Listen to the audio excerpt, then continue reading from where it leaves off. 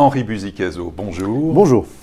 Président de l'IMSI, l'école de l'immobilier, présent à la fois à Paris, à Lyon et à Toulouse, qui forme au métier de l'immobilier, conférencier, éditorialiste, expert en matière d'immobilier, toutes les questions relatives à la politique du logement. Avec vous, on va faire justement un tour d'horizon de l'actualité de l'immobilier. Avec tout d'abord cette nouvelle loi Elan, qui est désormais sur les rails. Qu'est-ce qui va changer concrètement dans les rapports entre propriétaires, bailleurs et locataires? Les rapports locatifs seront-ils équilibrés? Non, un espoir déçu de ce point de vue-là. Le Sénat avait proposé qu'on rééquilibre les rapports locatifs. Une seule mesure qui était très souhaitable, c'était de réintroduire ce qu'on appelle la clause pénale. C'est-à-dire quand un locataire paie en retard ou ne paie pas son loyer, on peut lui appliquer une pénalité. C'est le cas du propriétaire qui ne rembourse pas en temps et heure le dépôt de garantie, par exemple. Ça aurait été une mesure de rééquilibrage. Cette partie-là a été gommée en commission mixte paritaire. Alors qu'est-ce qui reste? Beaucoup de choses néanmoins. Il reste un encadrement des loyers assoupli. Alors, c'est-à-dire, parce que là, il faut vraiment décrypter. Oui. Alors, il y a essentiellement trois progrès. D'abord, la loi Allure, c'est elle qui avait instauré cet encadrement, lié observation du marché dans les 28 agglomérations tendues et encadrement. Donc on devait avoir 28 zones encadrées. C'est fini. La loi Elan dit observation d'un côté, c'est précieux, éventuellement encadrement de l'autre. Encadrement dans quel cas? Lorsque un maire en fera la demande. On a donc laissé la main aux collectivités locales. Et deuxièmement, c'est à titre expérimental pour 5 ans qu'on pourra mettre en place cet encadrement. Petite nuance d'ailleurs par rapport à la loi Allure. La loi Allure avait couru le risque de l'invalidation, on l'a vu à Lille et à Paris, en disant il faut encadrer toute une agglomération. La loi Elan dit non, on peut encadrer une ville-centre ou une ville d'une agglomération, pas forcément tout le territoire. Voilà. Alors, est-ce qu'on va en avoir politique aussi là-dessus à l'échéance des municipales? On pense bien sûr aux municipales de 2020. Est-ce que ça peut être un argument politique? Oui. Je ne suis pas sûr que le gouvernement ait souhaité qu'il y ait des encadrements. Bon, ils ont probablement pensé que les maires n'en feraient pas la demande, notamment parce que les loyers se sont calmés depuis 5-6 ans. À cet égard, l'allure était sans doute arrivée un peu tard même. Mais je pense que politiquement, on va voir des maires qui, ou pour le symbole, ou pour la réalité économique de leur ville, pour resolvabiliser leur ménage, en feront la demande. À Lille, on le sait. À Paris, on le sait, on risque de le voir dans quelques autres villes, pas forcément toutes de gauche d'ailleurs. Alors, vous disiez tout à l'heure, rien de neuf quand même. Nouveau contrat de location, le fameux bail mobilité. Alors qu'est-ce que c'est? Qu'est-ce qu'on peut en attendre? Ce n'est pas dans le rééquilibrage des relations, mais ce sont des innovations utiles. Ouais. Le bail mobilité, il est là pour servir des locataires par définition en mobilité, c'est-à-dire des jeunes travailleurs, des personnes qui sont mutées pour une période courte pour aller faire des stages de perfectionnement, pour mener des missions. Et donc, entre 1 et 10 mois, pas de dépôt de garantie, mais la protection du dispositif Visal, qui est bien connu aujourd'hui, et donc on va dire un bail souple par rapport à celui qu'on connaît, loi de 89.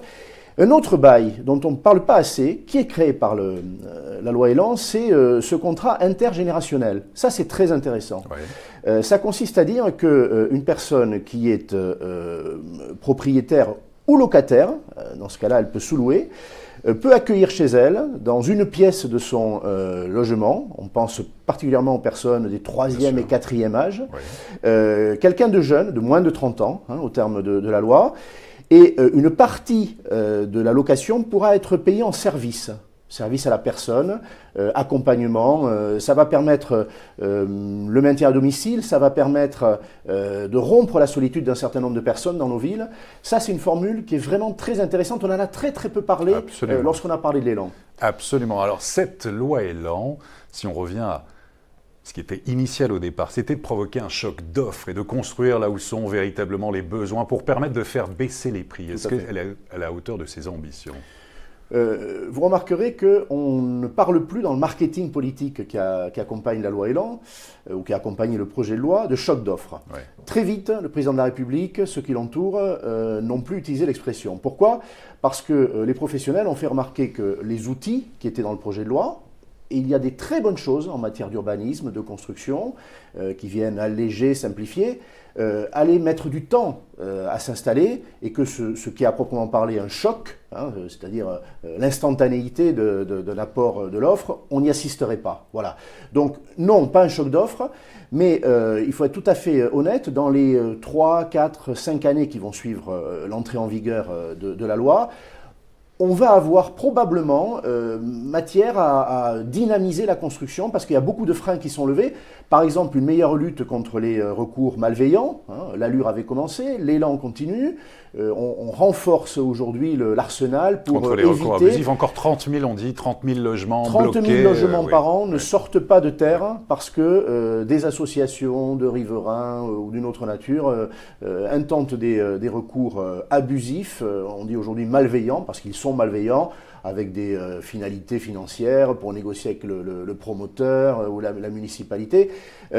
Tout cela, on ne peut plus se le permettre parce qu'il y a un vrai besoin, en particulier sur les marchés tendus, et il faut produire davantage. Voilà un outil, mais beaucoup d'autres. Hein, les grandes opérations d'urbanisme créées par la loi Elan, les projets de partenariat d'aménagement. Bon, voilà, ce sont des concepts qui vont permettre une meilleure entente entre État, collectivités territoriales, opérateurs privés, promoteurs, opérateurs publics, organismes HLM. À n'en pas douter, on a pris là de bonnes mesures. Simplification des normes aussi. La norme handicapée, elle a fait couler beaucoup d'encre, cette mesure. Pour moi, je dis qu'elle est pragmatique. D'ailleurs, le Conseil constitutionnel, cette mesure avait été déférée devant le Conseil constitutionnel, a reconnu qu'elle ne posait pas de problème, qu'il n'y avait pas rupture d'égalité.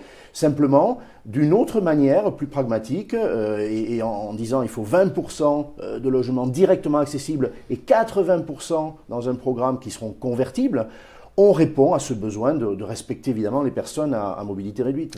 Une loi Elan qui, dans l'ensemble, selon vous, verra donc 2 effets positifs à moyen et à long terme. Il ne faut pas attendre de révolution dans un premier temps. Non, il y a aussi un volet qui va apporter beaucoup aux ménages, que ce soit au moment de la construction, que ce soit au moment de l'utilisation des logements, c'est le numérique. On ne peut pas nier que le N de Elan, il soit présent. Absolument, oui. Alors peut-être pas assez, il y a eu des critiques. En attendant, le bail numérique, ça n'est pas rien. L'instruction des permis de construire par voie digitale dans les grandes villes, on va gagner 1 an, jusqu'à 1 an à Paris, à Lyon, à Marseille pour instruire un permis, ça n'est pas rien. La possibilité de tenir une assemblée générale en copropriété de façon digitale, à distance, voilà, ce sont des vrais progrès.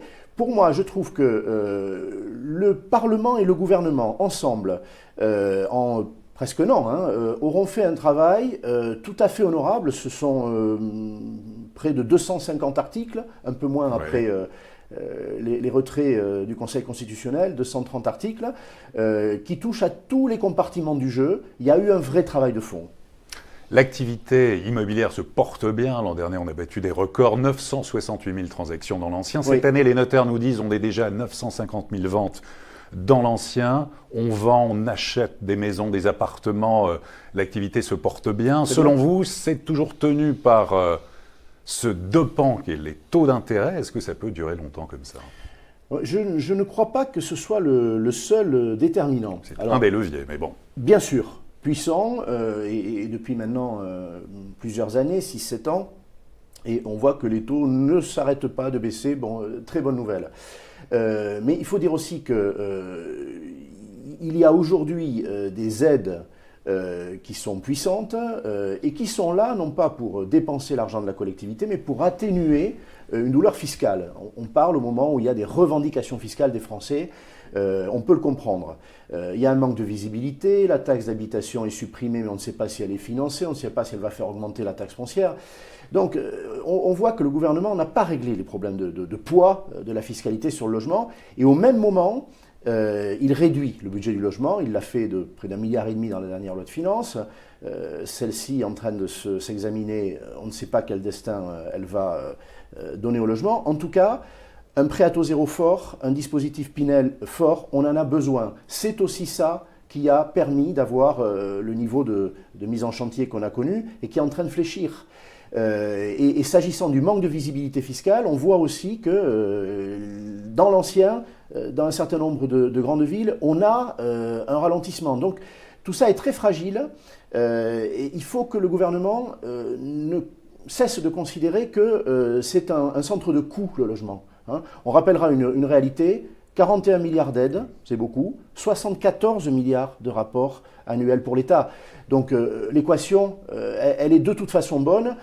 On pourrait apporter moins d'aides si le poids de la fiscalité sur les ménages était moindre. Le vrai sujet est là aujourd'hui. Il n'y aura pas de retournement de tendance, selon vous, au niveau de l'activité, en tout cas en 2019 ? Non, pas de retournement de tendance, mais un ralentissement, il est déjà à l'œuvre. Il est à l'œuvre très clairement pour les maisons individuelles. Hein. C'est un secteur aujourd'hui, avec la réduction du prêt à taux zéro, qui a souffert instantanément.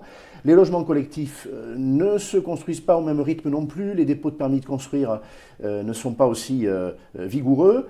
Et dans l'ancien, il y a un fléchissement. Donc l'année 2019 et celle que nous sommes en train de vivre n'a pas encore rendu ses derniers résultats, seront sans doute en retrait par rapport à 2017, qui n'était pas exceptionnelle, qui était très bonne, mais je ne vois pas pourquoi on ne la considérerait pas comme une référence. Il faut arrêter de dire que c'était une année qui ne peut pas servir de toise, pas du tout.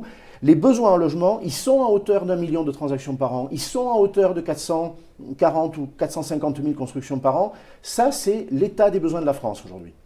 À propos de logement, et pour terminer, cette semaine se déroule à la Porte de Versailles, à Paris Expo, le salon de la copropriété. Durant 2 jours, donc ce sera les 21 et 22 novembre à Paris. Vous allez d'ailleurs y prendre une forte part, puisque vous allez animer beaucoup de conférences dans le domaine. Quels sont les principaux enjeux aujourd'hui de la copropriété ? Le principal enjeu des visiteurs déjà et des copropriétaires, c'est de comprendre les évolutions du droit de la copropriété. Dans la loi Elan, c'est déjà la pédagogie. C'est de la pédagogie, c'est un univers qui bouge, qui s'adapte, qui a aussi ses enjeux de simplification, de meilleure fluidité des décisions et de la vie en copropriété. Dans la loi Elan, une dizaine de mesures modifient la loi de 1965 sur la copropriété et annoncent, puisqu'une ordonnance a été... une habilitation a été donnée au gouvernement pour légiférer par ordonnance, donc annonce un bouleversement, le gouvernement se donne 12 mois, pour bouleverser la loi 65 et sans doute changer les grands équilibres. Donc, premièrement, comprendre ce qui se passe. Deuxièmement, la rénovation énergétique, très clairement. Ça, c'est le chantier. C'est le chantier. Ouais. On voit bien qu'aujourd'hui, l'univers de la copropriété a pris du retard. Il faut se rappeler qu'on a lancé ce grand mouvement de rénovation de tous les bâtiments, copropriété, mais non seulement. En 2007, nous sommes en 2018, on a sans doute pris 5 ou 6 ans de retard. Il faut les rattraper à marche forcée. Quel est le problème ? C'est beaucoup l'ingénierie financière. Où va-t-on trouver l'argent ? Il y a des moyens. C'est aussi quel type de travaux engager ? Quel retour en attendre ? Les ménages aujourd'hui veulent savoir si ils vont faire baisser la facture énergétique, s'ils vont s'y retrouver sur 5 ans, 10 ans ou 20 ans, s'ils vont valoriser leur immeuble. C'est le gros enjeu. Et ce qui, il y a 3 ans, n'intéressait pas les ménages, aujourd'hui les passionne. C'est ça. Et puis, dernier lieu, le numérique aussi. Le numérique change la vie des copropriétés, partout. On va pouvoir voter de façon numérique et donc pouvoir se dispenser aussi des assemblées générales tout en vivant activement dans sa copropriété. On peut échanger avec son syndic aujourd'hui, c'est l'extranet. On peut échanger entre copropriétaires. On peut échanger avec les fournisseurs d'énergie pour maîtriser, pour ajuster ses dépenses. Le numérique révolutionne les immeubles en copropriété. Eh bien, c'est parfait. Donc, on vous retrouvera donc, dans ce salon de la copropriété les 21 et 22 novembre à Paris Expo, porte de Versailles. Henri Buzicazo, merci beaucoup. Merci. Et à très bientôt pour une prochaine édition du Club Imo.